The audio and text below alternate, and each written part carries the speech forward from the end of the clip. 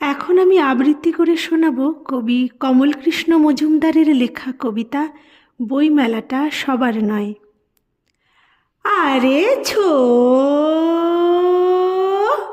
जंतर मंतर सात समुंदर पेट का अंदर बड़ा बंदर इकड़ी मिकड़ी छू छछंदर जो जीता है वही सिकंदर खेला हो बे भेल की हो बे खेला हो बे भेल की हो बे सब बुरा पैसा देबे लाज दिखाबे चमेली लाज दिखाबे আরে ছো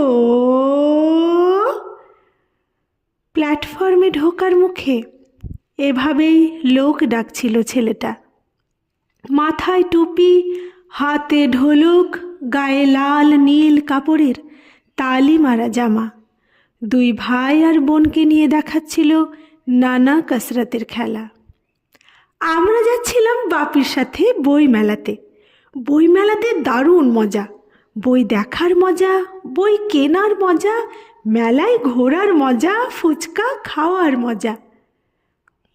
ট্রেন আসতে দেরি করছিল।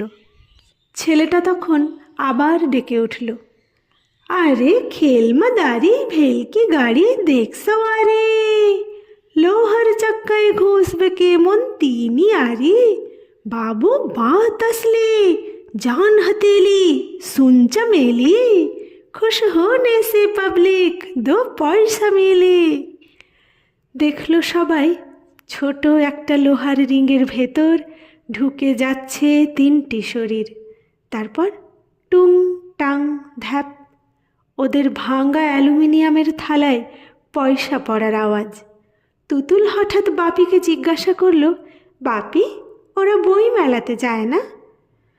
কেমন হয়ে যাওয়া মুখে বাপি বলল, না মা, বইমেলা তো সবার নয়।